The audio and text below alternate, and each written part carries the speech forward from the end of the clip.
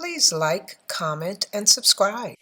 Hi, I'm Kim, And I'm Torah. and this is our podcast, Kicking It with Kim and Torah.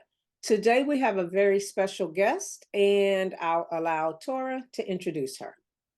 This is my mother, Peggy Perguson, and we are bringing her on today and pushing her right out there with all our great questions and answers about domestic violence, about Black women dating outside of their race. And we're going to hit on some great topics about what the comedian Gary said. I won't even spend it too much, but Kim, we're gonna hear what you guys say about how he came on Shay Shay and said,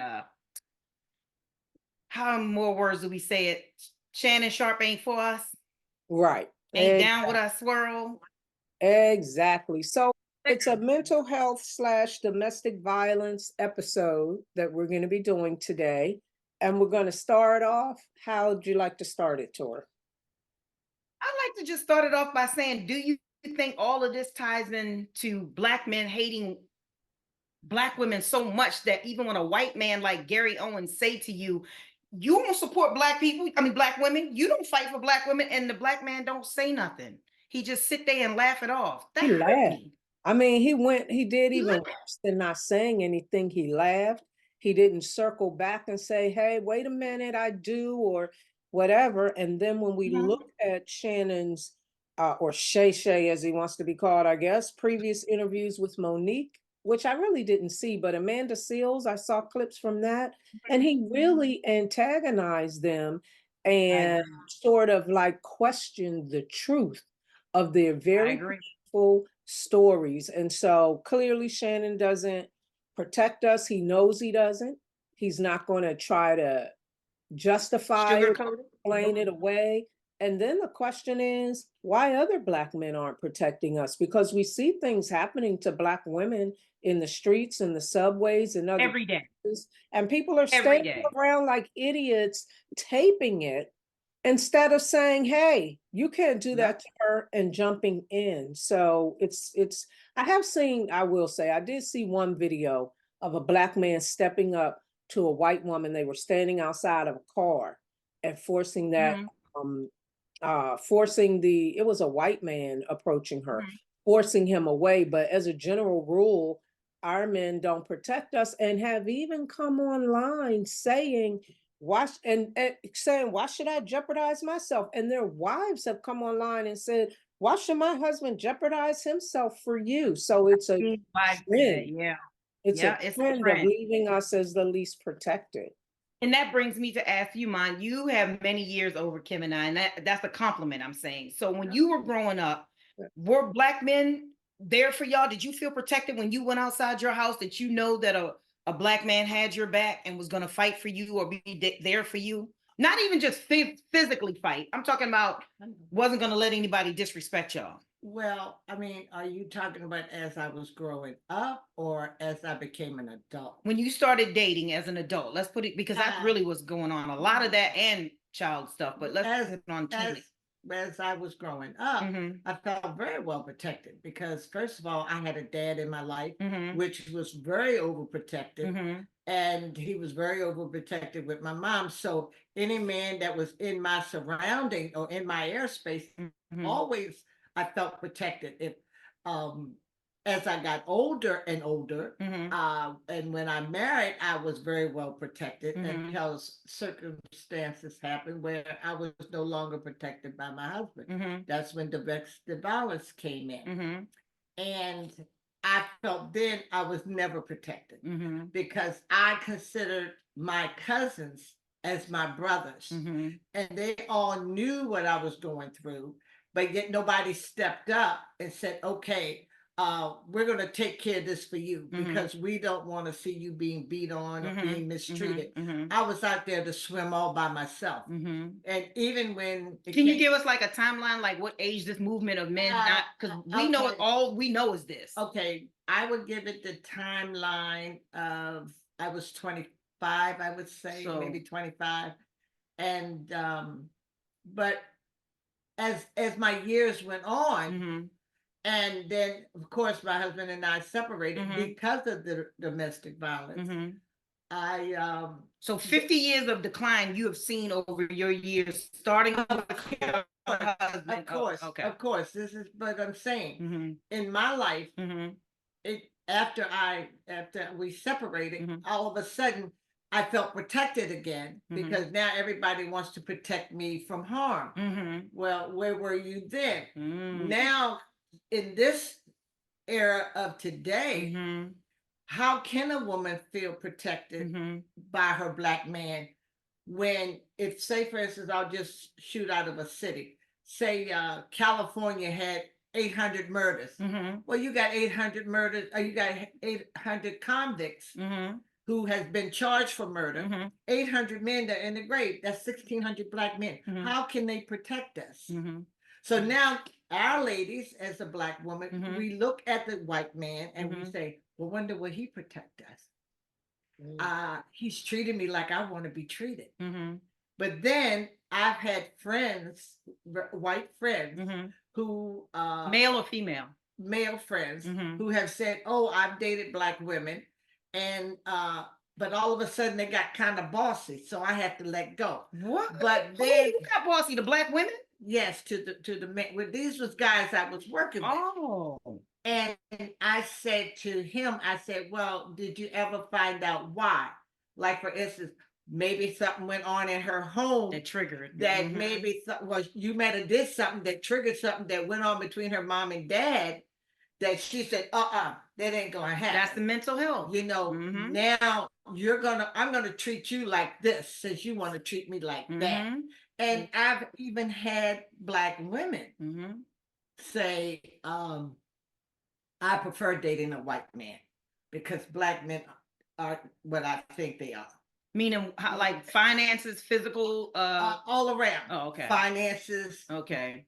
How to treat me. Okay. You know, and so and in my family, I have women who date white guys, Mhm. and I notice the respect that they get from these men, and Mhm. I'm grateful for it because I feel like this. If I felt that something was wrong with that relationship, trust me, knowing what I've gone through in my lifetime, I'm not going to have it. No, I'm not. But if I see where he's treating her or treating her with respect and all the things that she needs, then I'm for it. I'm for it.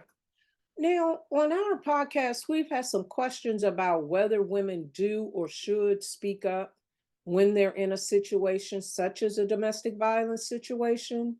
So, when you say your cousins knew what was going on with you, can we infer that you spoke up? You didn't try to hide it behind closed doors, what was happening to you? I didn't speak up.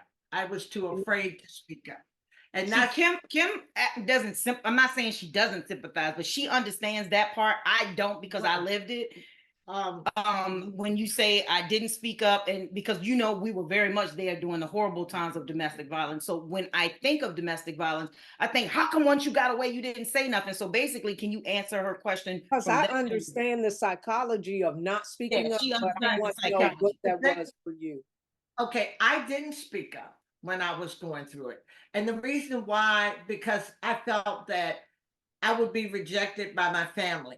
But yet I wanted my family to come in and say, please rescue me. But they didn't. Mhm. I looked at what I had, materialistic things. I didn't want to lose that.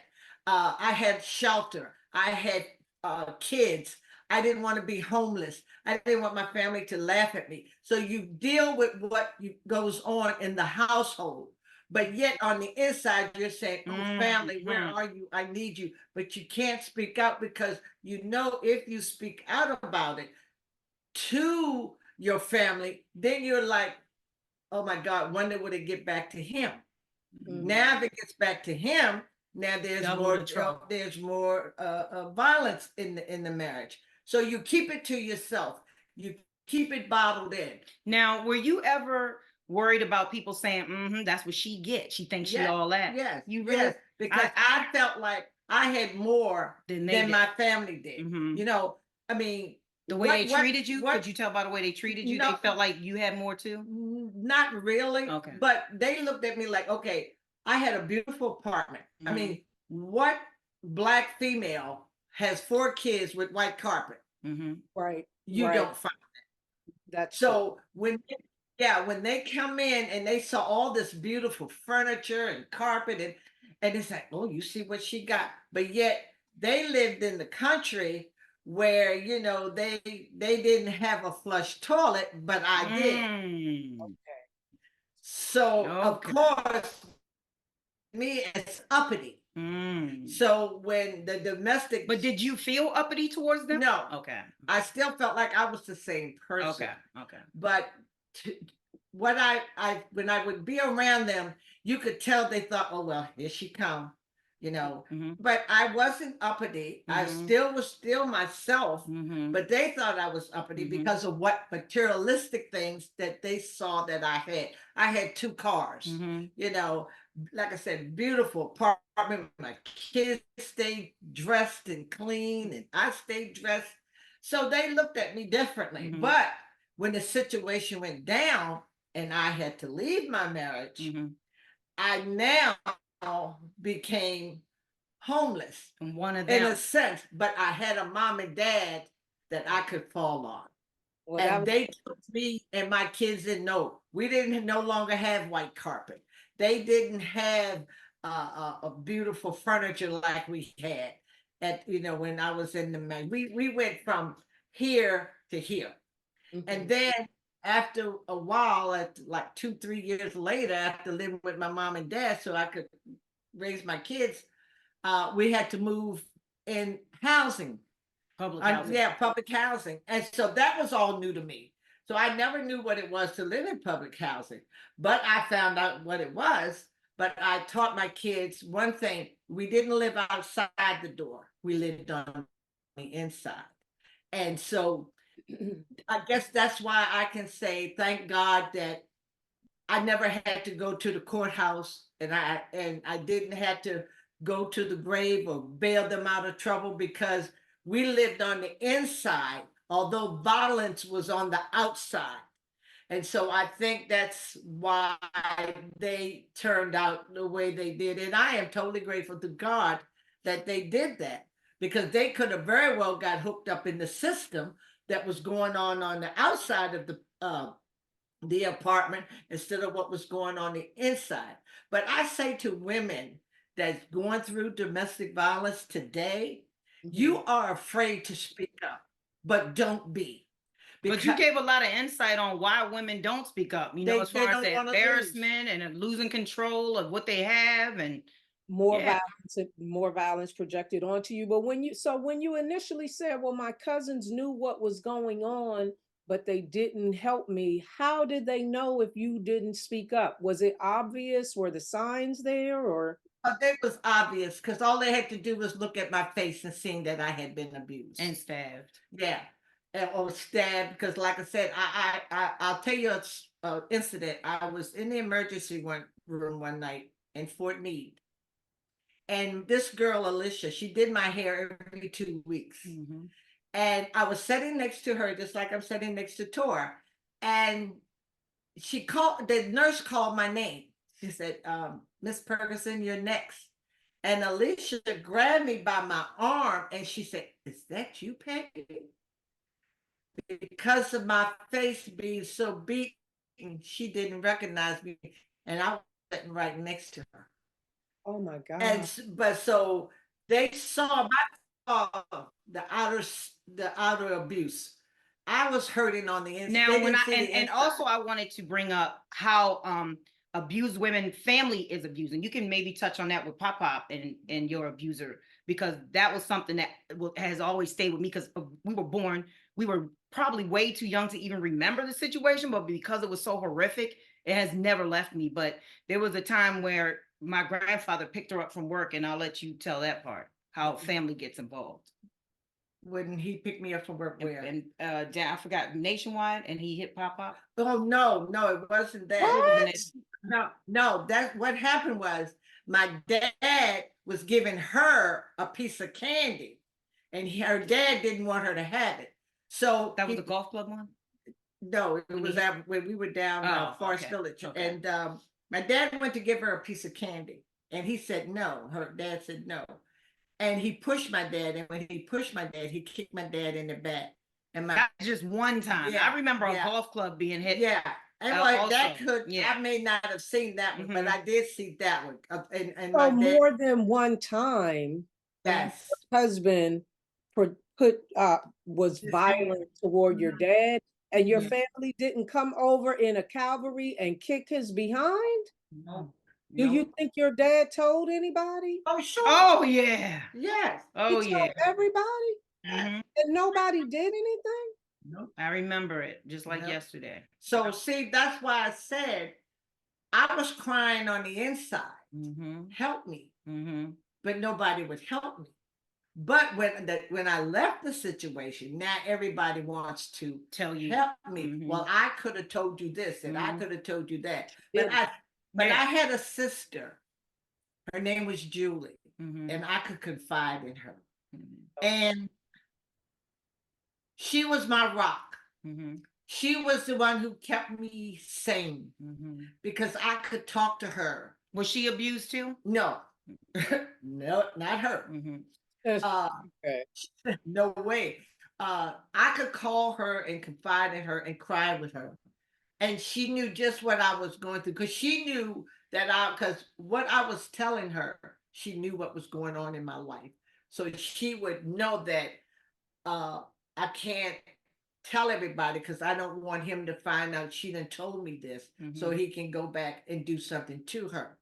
Because one night she came to visit me and her boyfriend, and he could tell that um, someone had been in the house Mhm. because we had a shag carpet Mhm. and we had to rake that shag carpet, and he Yeah. knew that that carpet had been stepped on. So he said, "Who had been here?" And I said, "Julie." And he said, "Who was she with?" And I said, "Her friend Charles." And he and Charles were very best friends. And because Julie visited me, I was punished for it because I was not allowed to have Julie in my house So while he Charles was not there. was Julie's friend, and and Julie knew what was happening to you, and Charles was friends with your husband. Do you think Charles knew what was happening? For sure. Oh Sure. And yeah. he Sure. never All his friends All knew. his friends. so No, that's everybody knew. that's horrific. What I'm saying is, How did you how did find the I? courage to just one day say, that's it, I'm going back to my parents, I'm out of here, it's over? This is what happened. Now one story I would love to tell, but it's so sad. It is so horrific. I would be too embarrassed to put it out there.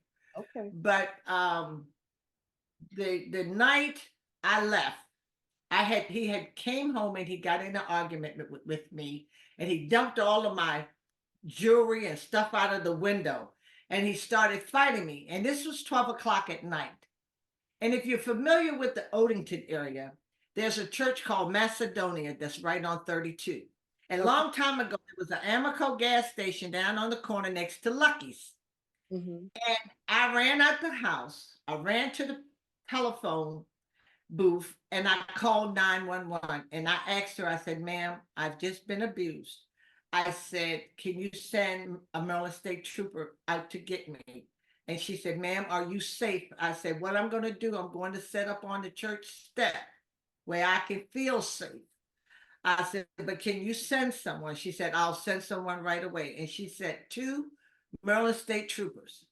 And they took me back to my apartment. And when they got to the door, my husband answered. And he said, "What?" to the trooper. And the trooper says, "I'm letting her in. She's got 5 minutes to gather up whatever she needs to get up." He said, "But if she's not out here in 5 minutes, I'm coming in."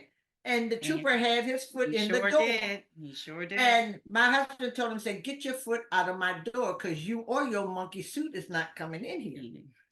He said, "Well, I tell you what." He said, "My suit might be monkey." He said, "But if you don't let her out that house in 5 minutes, I'm going to show you what a monkey is." I got whatever I could get and gathered it up, and I got into my mom and dad's car because he had even taken the keys. Where That's were the children? Where the were Right children were there. in the house with We him. were right there when it happened. they Yeah. had to stay with him and you left? No, I left by myself. He But would okay, so leave.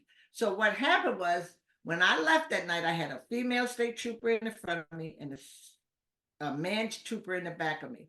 I got in my mom and dad's car and I drove down 32, and all of a sudden this head pops up and it was my son Joe. I said, "How did you get in the car?" He said, "I ran past the state police and jumped in the car." I said, "Well, you scared because," and then She saw he didn't have no shoes on. He nothing. just had his little he shorts was on. like, I'm out of here too. You're Yeah. not in here. And it Yep. was so funny because he stayed with me, but the point of it was I knew my kids were going to come back to me because of his lifestyle that he was living. They were in his way. So one day he called and says, "I can't deal with the kids," because my son was only 18 months old, my baby boy. And he says, "I can't deal with them." He says, "So I'm going to have to bring them to you." I said, "I've just been waiting for the phone call." But what he was doing, he was holding them for ransom, Hoping thinking you would come back. that I would come back to be with him to help. And I said, "No," because the very day I walked out of my home was a year to the day that my grandmother had passed away. And I had talked to her before she passed and said to her, "I'm going to leave him." Okay. And she looked at me, although she couldn't talk, but the tears came down her eyes. Oh, that was great, Kim. Yes. And I knew then she could hear what I was saying. And from the year to the day she passed, that's the day I walked out at 12 o'clock at night. So And like a promise to her, like I'm gonna fulfill. and I had promised her I would never, ever, ever go back. And I did. Another interesting thing, because your son Joe has been on our podcast. Yes. It's interesting to me that he ran out past the troopers to get in that car with you, and then later became a police because maybe he saw And a trooper. saved, you know. Trooper. He became a trooper. That's amazing because they saved you, and I don't know what all was going on with him psychologically, but I could see that it certainly seems to be connected. Wow, that Yeah. you brought something full circle that we probably know but just didn't think of, because he used to tell us stories about the domestic violence that he had to break up when he went to, a family's home. Yes. And I'm sitting here thinking, well, why are you always getting the domestic violence calls? And now I know. Yeah, because Now That's I know. amazing. he has told me about some of them. And Oh yeah. and he would go in the house and he'd actually literally Yep. see how the women were beaten. Mhm. And remove the man from the house. He wouldn't like talk to them in front of the put 'em man. in He'd be jail. like, "Nope, you come with me. I want to talk to Yeah. you separately." See, now back in our day, they would talk to my mother and father together, and I used to be sitting there like, Can't say anything.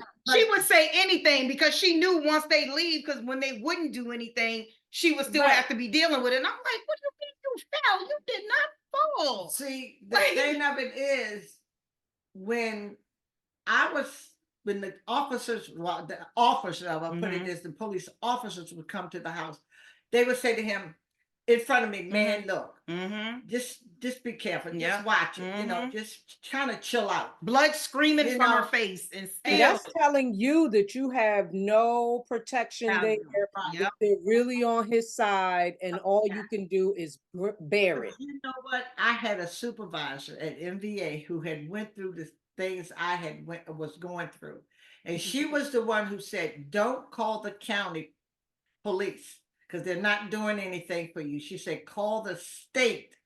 And she said, "Watch what will happen." And when I called the state, it was a whole turnaround. And when Joe got to be a trooper and he would go to these houses, he would actually take the guys to jail. And the woman would say, "Oh, please don't take him because when he come back, he's going to do this to me." He said, "Ma'am, if I have to come back and he done did something to you, he'll never be out of jail." And he said, "But tonight you're going to get a good night's sleep." Yeah. That's what he would tell his ladies when he left before he took the men to jail for the weekend.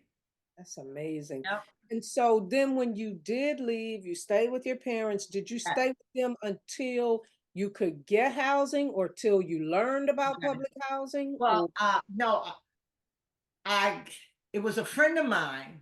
His sister was the director of public housing. Okay. And I had said to him, I said, I really need a place. And he said, well, let me talk to my sister. Well, they were just remodeling the area where I needed to go. Beautiful. So she had said to me, I'll never forget it. She said to me, she said, do you want a 3-bedroom or a 4? I said, well, what's the difference? She said, well, the 3-bedroom will be ready before Thanksgiving, but the 4-bedroom won't be ready until after New Year. I said, I want the 3-bedroom. I want, for Thanksgiving. And so we managed to get a 3-bedroom with the girls shared, the boys shared. Nah, and I shared said, for a week. I couldn't do it anymore. I was like, I'm out. So, but when we moved, Yeah, I left. I couldn't do it. You were old enough If to she had got leave? the 4-bedroom, I probably would have stayed, but the 3 and then living down there, I just couldn't do it. It was too much for my brain. but You went back to your grandparents? Or I went back to everybody's parents. I stayed with my grandparents sometimes. I stayed with friends, but I couldn't do it. How old were you, Torra? I was very young. Yeah. Beyond young. But what it was, I called it sacrifice, because when I moved into the public housing, my mom gave me quilted blankets. You know those moving blankets that you see on the moving vans? She gave me a blanket, 2 sheets, 2 pillows. Me and my 4 quilt. kids. You're talking about the Yeah, quilt. the quilt. Mm-hmm. Me and my kids slept on that until I could afford to pay cash to buy them beds. One payday, I bought the girls' twin beds. The next payday, I bought the boys' bunk beds. And I waited for about a month before I bought me a bed. But back then, it was a department store called Ames. And Ames. I remember Ames. Yeah, I yeah. remember. And I had, they had layaway. So I had to put the towels on layaway and the dishes and everything, the appliances. And I'm telling you, that's how I survived. And through the grace of God, I'm standing to tell any lady out there, if you're going through domestic violence, do not hold it in. Do not keep it in. I know you don't want to lose your materialistic things. You're afraid that he's going to hurt you, but in the long run, if you don't escape, it's death. Right. You're either going to kill that person or they're going to kill you. It's only 2 ways out of it. Is death going to come from either him or to her? And so I would advise, whether you're black, yellow, green, white, whatever your color may be, if you're going through domestic violence, stop lying. Stop lying and say, I got hit in the head with the cabinet door. Stop saying that, oh, I fell down the steps, that's why my leg is hurting. No, it's not. You know what happened. So don't do it. Tell somebody. Go to a priest. Go to your pastor. Start going to church. Don't go to your local police, because they don't help. Well, really quick. What But about you know what? Let me just say one thing. I wanted to add that so that people are clear now.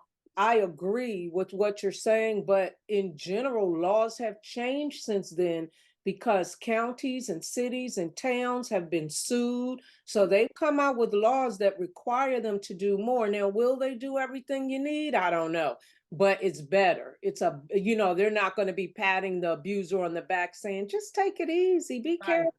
That doesn't fly anymore. Right, but don't. And I just wanted to add in really quick, just because I know both sides of this story, I want to add in, what about the woman who the police got involved, family got involved, and the woman goes back just because psychologically she's programmed? Speak on that and still like encourage. I have done that. Okay. I have been back 3 or 4 times. Okay. But I will tell you this. It doesn't change. Does it change? Does it get better? Okay. No, it gets worse every time you step away and go back. So what about every time he promises you he gonna change and he gonna get help? He will never change. It'll last for maybe 3 or 4 months, but then it'll start all over again. Now, the violence that you went through 4 months ago is going to be worse this 5th month. It gets worse every time, because every time I went through domestic violence, like I said, anytime I had to run out the house in the cold and run down in Odenton, where that back then it was considered Klan country. A black woman at night on the 32 in Klan country, sitting on a church step. Do you know what could have happened to me if a bunch of truck Klans had came by and saw me? No. I mean, it's the truth. But I know. through the grace of God, through the grace of God, I made it. But And you're giving such a good message. I don't want to. But even if they're watching, I want them to yes, hear the but good message. I am giving you a good message. Don't stop and think that you have to be alone. You don't have to be alone. You just, like I say, tell your pastor at your church. Start going to church. Find a church. Because trust me, you'd be surprised how family members in the church family will come to your rescue because they came to mine. What a blessing. They came to mine. And What that's, a blessing. I don't care if you got a BMW sitting out front your door, that BMW belongs to God. If you have a 75-inch TV in your home, it belongs to God. It doesn't belong to you.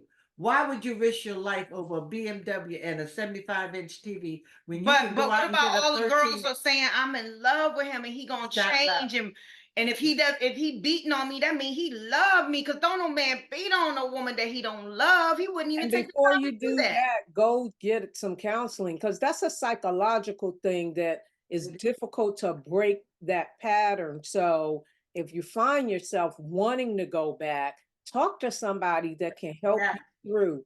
Yeah. And nowadays, I mean, I've never lived in public housing or done this, but to my knowledge, nowadays you can go, a woman can go to a shelter with her children and be elevated up to the top of the list for housing. So there's an incentive just to go somewhere and get out. And there's counseling at those shelters, and people will help you. There is help. Yes, it is. I agree. But it wasn't no help for me when I had my four, but I had the help of my mom and dad. I mean, like I say, they took us in, and if you could just hear the horror story, but it was so funny because now they sit back and they laugh at what went on. And what makes me so proud, like I know these ladies I hear who say, no, I cannot leave him. I love him. He's gonna do this. Trust me, when your kids see that you're getting out of a situation that's destroying them, they become the men and women that you would want your kids to be. Because I'm gonna tell you, I am so proud of, although my one daughter is gone, but when I look around and see how my daughter is living, my son in North Carolina is living, my son in Florida is living, how they do for their kids and make sure they have everything in the world that they, let me tell you, because of what I went through, and then I had to get out on my own, and they saw me struggling. They made sure that they made a home where their kids wouldn't have to struggle and go through what they went through, eating king syrup sandwiches. My grandchildren don't have to eat sandwiches, because their mom and dad make sure they get all the nutrition and nourishment that they need. And that makes me feel that my living was not in vain. You did the right thing and your Yes. kids benefited. Yeah. And the other thing too, with regard to what you're saying, is there is a cycle of abuse. And if the woman does not get out, chances are their daughters are going to find abusive men and be in those relationships. Amen. And unfortunately, their sons are likely to Think it's become okay. Yep. abusers. So it's important for your own safety and for the future of the children that you have had, that you I get. agree. I Right. agree. And I That's see wonderful. my grandchildren, when they see how they mom and dad get along, and like my daughter and my son-in-law, who I adore, when they see the love there, they know that they don't have to go searching for this man, and that man. And then my sons, they have nothing but girls. So, and they see the love that they dad and mom show to each other. They don't have to eventually go out and start looking for love all over the place, because they know that where they was rooted and what they saw growing up is what, okay, that's what I want for And my that's what we seek out. And it's subconscious. Even when we don't know, I'm trying to get what my parents had, whether it was good or bad. That is what Yes, we tend I to. agree. But I totally one agree. thing I can say this: no matter what she saw growing up, she remembered when we moved with my mom and dad, how my dad treated my mom. And she say all the time, tell her husband, you remind me so much of my grandfather. Oh, Cause he used to tell my sons, you don't need no job. No, he said, you don't need no education. You just need to get a job. And he would say, because a man's supposed to take care of his family. And he instilled, although they did graduate from school, they went to college and they went to the military, but in their mind today, they still repeat what he said. Learn how to take care of your family. And that's that's what we just what need. they do. We Yes. need our It's men to like men. provide. We need our men to provide, and it's a question these days as to whether they even desire to provide. Yeah. But Yeah. your That's dad a was whole nother topic absolutely we got right. to get on. A whole nother topic we'll have to do another day where Yeah, we know. because we've been out of time, but Yeah. it just was such a beautiful experience, Miss Perguson. We thank you Thank you. so much for coming Thank you. on and Thank sharing you. your wisdom, your experience, and your knowledge. And I am certain that it's going to make a difference for somebody, and Yeah. that's what's important. Definitely If gonna make I it. could make it, and I'll tell you ladies, I've had 3 broken noses and been stabbed That 7 scar. times. I got a scar here, scar here, scar here, scar. I got scars everywhere. And my nose is still intact. Yeah. You will survive. You may not think you will, but you stay in prayer and you each day will get better. It's just like a statue and you want to chisel it into a shape. Each day you chisel away something, you'll see what will come of that shape. Yeah, because you look Blessing. stunning to me today. I don't know why she tried to outdo the host, Oh, but no, she looks great. I'm I glad. know. I'm like, wait, if And I you thought she was know, gonna look like that, I would have. well, Tora, you know I'm into graceful aging, so that's just another example of how we can look. We don't have to look all broke down and beat up as we age. We You can want to say your age? be Well, beautiful. I will be 73 in August. Oh my God, you look so good. Look at your skin. You look so great. That is so you are blessing us on multiple levels because I that hope is my so. thing. You We can are. age well Yes. and look good as we age, and you look phenomenal. Yep.